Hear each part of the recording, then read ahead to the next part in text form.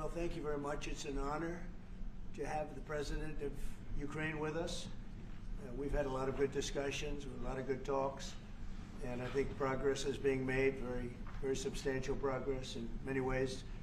We had a good meeting, as you know, just a short while ago with the President of Russia, and I think there's a possibility that something could come out of it, and today's meeting is very important. We have, I guess, the seven very powerful leaders from Europe, and we're going to be meeting with them right after this meeting, and thank you very much for being here. Thank you so much, Mr. President. If I can, first of all, thank you for invitation, and thank you very much for your efforts, personal efforts to stop killings and stop this war. Thank you, and using this opportunity, many thanks to your wife, First Lady of the United States. She sent a letter to Putin about our children, abducted children, and my wife, First Lady of Ukraine, she gave the letter. It's not to you, to your wife. Oh, I want it. Yeah. So we are saying this sensitive topic, yes, please. And thanks to our partners, and that you supported this format, that after our meeting we can have leaders who are around us, UK and France, Germany, Italy, Finland, EU, NATO, I mean all partners around Ukraine supporting us. Thanks them, and thank you very much for invitation. Thank you very much for being here. President Trump. Yes, Peter, go ahead. Thank you, President Trump. So, President Zelensky, you say in a post on X today, Russia must end this war, which it itself started. President Trump, you say President Zelensky of Ukraine can end the war with Russia almost immediately if he wants to. Which is it? Yeah, I think that's true. I think we're going to have a meeting. I think if everything works out well today, we'll have a trilat. And I think there will be a reasonable chance of ending the war when we do that. And is this the end of the road for American support for Ukraine? Is today's meeting deal or no deal? I can never say that. It's never the end of the road. People are being killed, and we want to stop that. So I would not say it's the end of the road. No, I think we have a good chance of doing it. It's been almost 4 years now that a lot of people were killed last week. A lot of people last week. I mean, millions of people killed, but a lot of people last week for whatever reason. A big number, a lot of soldiers, on both sides. And I know the president, I know myself, and I believe Vladimir Putin wants to see it ended. And as you met with Putin on Friday, today you've got President Zelensky here. As you listen to Russia and Ukraine, which side has the better cards? Well, I don't want to say that. I'm just here to be. Look, this isn't my war. This is Joe Biden's war. He's the one that had a lot to do with this happening, and we want to get it ended. And we want it to end good for everybody. We want it to end good. The people of Ukraine have suffered incredibly.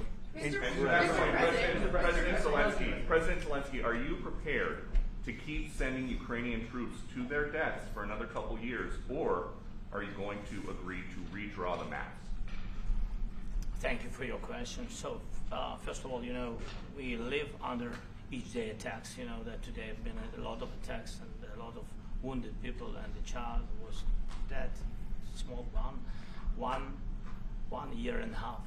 So we need to stop this war, to stop Russia, and we need support, American and European partners, and we will do our best for this. So, and I think we show that we are strong people, and we supported the idea of the United States, of personally of President Trump, to stop this war, to make a diplomatic way of finishing this war, and we are ready for trilateral, as President said. This is a good signal about trilateral. I think this is very good.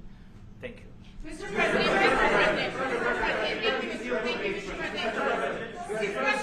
if the peace deal will be achieved, are you going to be willing to send American peacekeepers to Ukraine? Well, we're going to work with Ukraine. We're going to work with everybody, and we're going to make sure that if there's peace, the peace is going to stay long term. This is very long term. We're not talking about a 2-year peace and then we end up in this mess again. We're going to make sure that everything's good. We'll work with Russia. We're going to work with Ukraine, and we're going to make sure it works. And I think if we can get to peace, it's going to work. I have no doubt about it.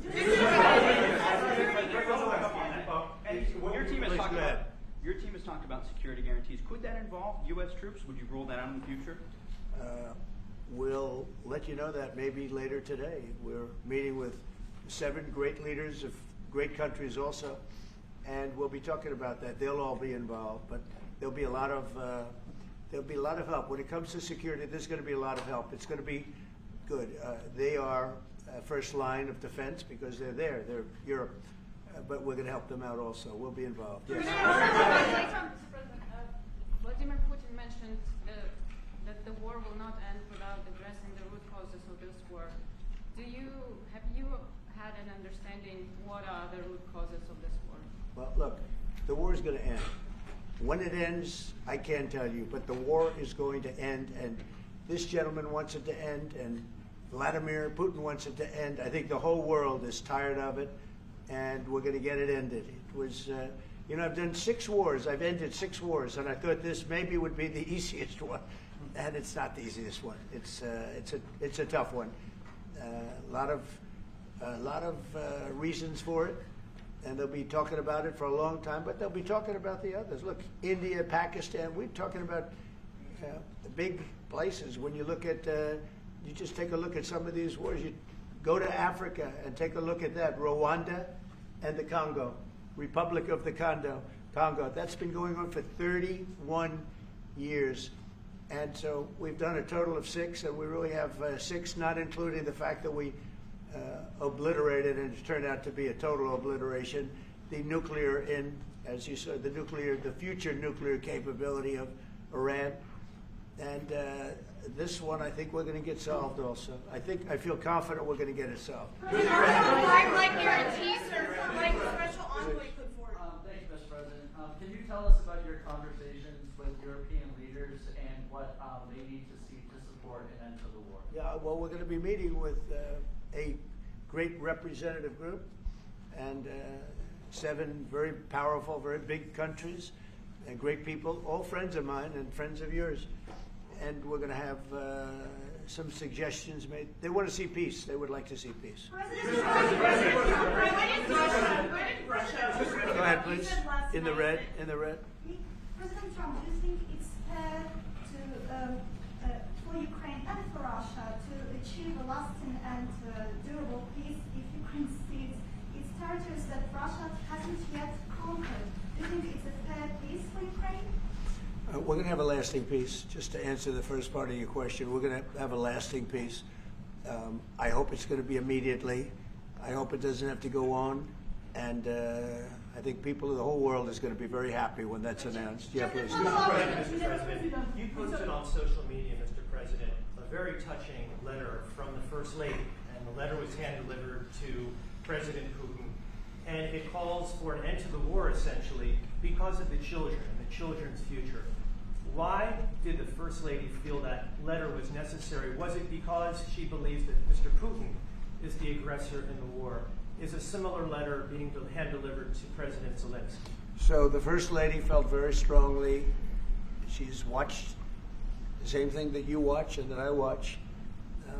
I see things that you don't get to see, and it's horrible. But when she's got a great love of children, she has a wonderful son that she loves, probably more than anybody, including me. I hate to say it, but she loves her son. She loves children.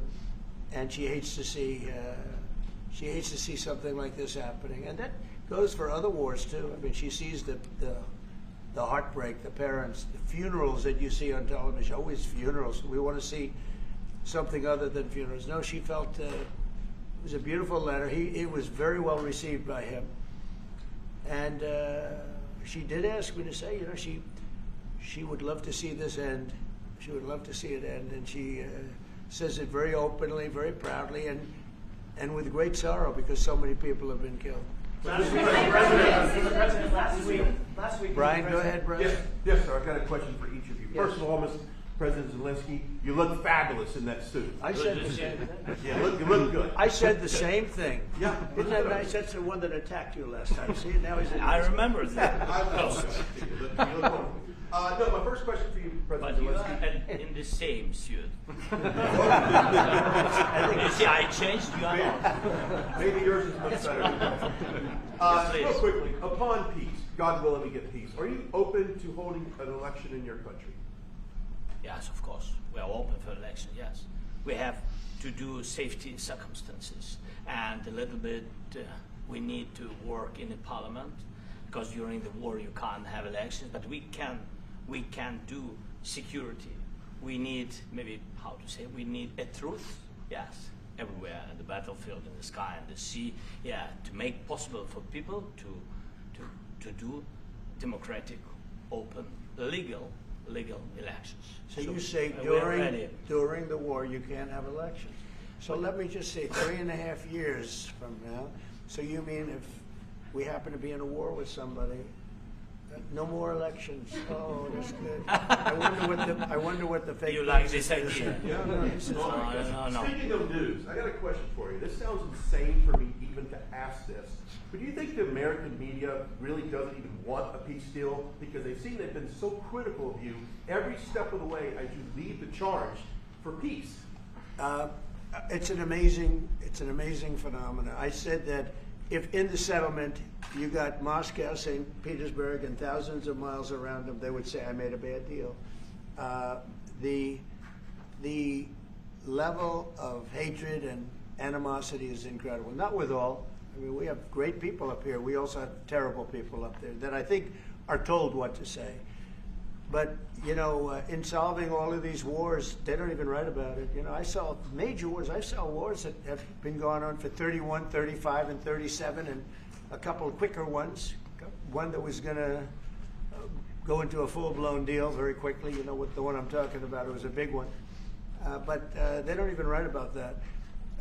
No matter what I do, no matter what, and you know, this is not anything to do with you. It's probably to your advantage in a certain way. But no matter what I do, no matter what deal I make, from my standpoint, you'll come out good. Maybe President Putin will come out good. But they'll say, Trump was absolutely horrible. It's just that, and I've lived with that for a long time. I've lived with it since just before the first election. I used to get great publicity. Now I get the worst publicity anyone's ever gotten in office, but I won in a landslide, so that people understand. They're the only ones that count, ultimately. But I've also had great reporters. I've had journalists that are very good. But it's very sad when you do the right thing. As an example, they said, because of the fact that Vladimir Putin came to American soil, this was a tremendous defeat for Donald Trump. No, it was really wonderful that he did it. It was a hard thing for him to do, to be honest with you. It was the opposite of what they said, but they said it. Now, if he didn't come, they'd say that was also bad for Trump. You know, there's no way. And there's just a great dishonesty of the press, and I think that's why it's lost its credibility. You know, its credibility is at an all-time low. We have a thing going on right now in D.C. We went from the most unsafe place anywhere to a place that now friends are calling me up, Democrats are calling me up, and they're saying, sir, I want to thank you. My wife and I went out to dinner last night for the first time in 4 years, and Washington, D.C. is safe, and you did that in 4 days. I'll tell you, it's safe. I had another friend of mine. He has a son who's a great golfer. He's on tour, and he came in fourth yesterday in the big tournament where Scottie Scheffler made the great shot, and he said his son is going to dinner in Washington, D.C. tonight. I said, would you have allowed that to happen a year ago? He said, no way, no way. He said, what you've done is incredible. And I think the people realize it. But the press says, he's a dictator, he's trying to take over. No, all I want is security for our people. But people that haven't gone out to dinner in Washington, D.C. in 2 years are going out to dinner. And the restaurants the last 2 days were busier than they've been in a long time. Thank you. I walked around yesterday with MTG. If you can walk around with DC with MTG and not be attacked, the city is safe. Yes. Thank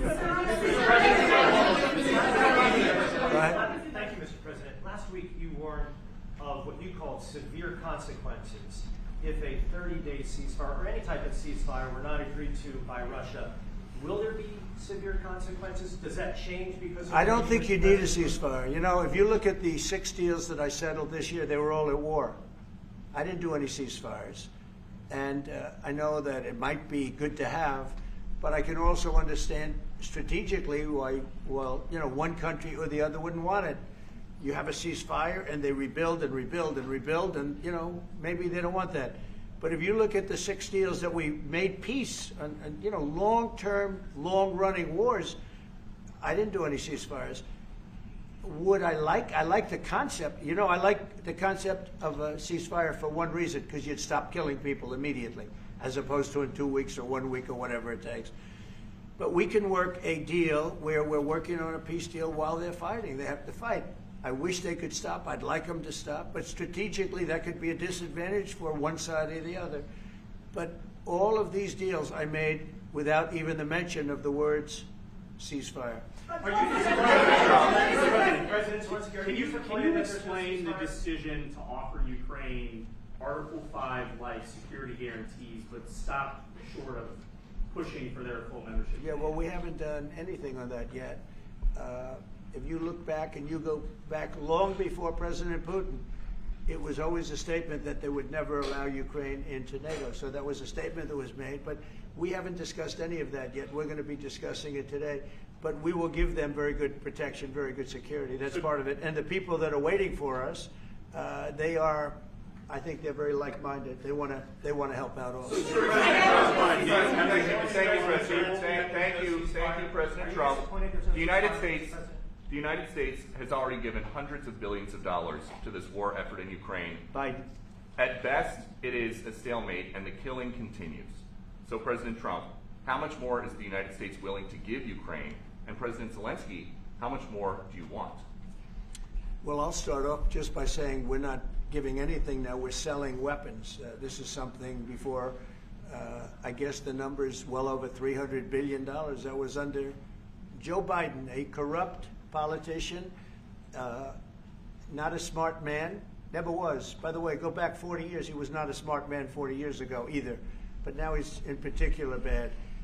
This was done by a corrupt administration that shouldn't have been in, and frankly, if the right results of the election were given, if I were president, this war would have never taken place, and he would have been very happy, because he would have liked to have seen, I mean, they went through hell. He went through hell. This war would have never happened, and the people that were killed, a couple of million people, a lot of people with soldiers and everything else, and the people that have been displaced and forced into other areas and other countries because of what's happened, none of that would have happened. And I'm just saying that he was a horrible president, whether it was the borders or this, he was just a horrible, corrupt president. Mr. President, You want to answer? I can. Thank you so much. So first of all, we have possibility now to buy weapon from the United States. We are thankful for this program and this opportunity. We are thankful for Europe. They pay for this. And through NATO program, for example, Pearl and etc., we have some programs where we can have some money to finance this. And this is a part, I think, it's not a part for the war and to defend us. It also will be a part for security guarantees, to strengthen our army, to rearm Ukrainian army. This is very, very important. And it depends how much money we need to rearm. For example, the question of air defense, we spoke about it with President Trump, and I'm happy that we have now bilateral decisions and we work on it with production, American production. Nobody in Europe has so many air defense like Patriots, for example. We need it very much, and this is also about defending. And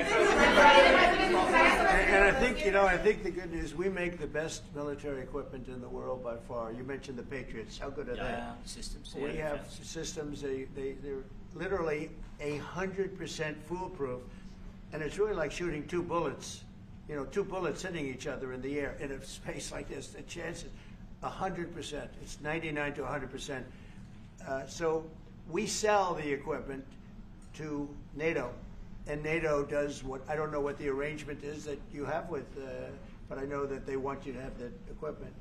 And we're getting the best equipment in the world, but they pay us for the equipment.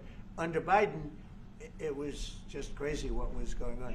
I believe the number is over 300. I think it could be $350 billion worth of equipment and money and everything else. And we've made more progress in settling this war in the last 2 months than they made in 4 years. This should have been settled a long time ago, but it should have never happened. Yeah, please. You pushed out on social media. All right, Brian, go first. You pushed out on social media about doing away with mail-in ballots and potentially electronic voting machines. Can you expand on that? How Well, I will. That's a very off-topic, just really quickly. Mail-in ballots are corrupt. Mail-in ballots, you can never have a real democracy with mail-in ballots. And we, as a Republican Party, are going to do everything possible that we get rid of mail-in ballots. We're going to start with an executive order that's being written right now by the best lawyers in the country to end mail-in ballots because they're corrupt. And you know that we're the only country in the world, I believe, I may be wrong, but just about the only country in the world that uses them because of what's happened. Massive fraud all over the place. The other thing we want change are the machines. For all of the money they spend, it's approximately 10 times more expensive than paper ballots. And paper ballots are very sophisticated with the watermark paper and everything else. We would get secure elections. We'd get much faster results. The machines, I mean, they say we're going to have the results in 2 weeks. With paper ballots, you have the results that night. Most people, but most people, many countries use paper ballots. It's the most secure form. So between paper ballots, very, very important, paper ballots, and I think maybe even more important, the mail-in voting. We're going to end mail-in voting. It's a fraud. If you have mail-in vote, even Jimmy Carter with this commission, they set it up. He said the one thing about mail-in voting, you will never have an honest election if you have mail-in. And it's time that the Republicans get tough and stop it because the Democrats want it. It's the only way they can get elected. Because with men and women's sports and with transgender for everybody and open borders and all of the horrible things, and now the new thing is they love crime. They're fighting me on the fact that I've made Washington, D.C. safe. We're not going to get mugged, beaten up, or killed like all the people you've been watching get so badly hurt. I'm glad, I hate to take your time on this, but I'm glad you asked me that question. We're going to stop mail-in ballots because it's corrupt. You know, when you go to a voting booth and you do it the right way and you go to a state that runs it properly, you go in, they even ask me, they asked me for my license plate, for identity. I said, I don't know if I have it. He said, sir, you have to have it. I was very impressed, actually. But it's very hard to cheat with mail-in voting. As you know what happens in California, it's so corrupt, where some people get 5, 6, 7 ballots delivered to them. Now, we got to stop mail-in voting, and the Republicans have to lead the charge. The Democrats want it because they have horrible policy. If you have mail-in voting, you're not going to have many Democrats get elected. That's bigger than anything having to do with redistricting, believe me. And the Republicans have to get smart. We're not going to have a country. I said for a long time at rallies, you need borders and you need free and fair elections. Those two things, otherwise you don't have. We have strong borders now. In 90 days, Mr. President, we didn't have 0 in 3 months.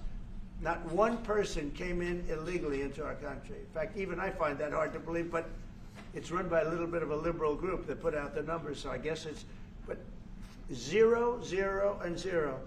You go back a year ago, 2 years ago, 3 millions of people poured into our country. It was terrible. Thank you very much. What guarantees do you need from President Trump to be able to make a deal? Is it American troops, intelligence, equipment? What is it?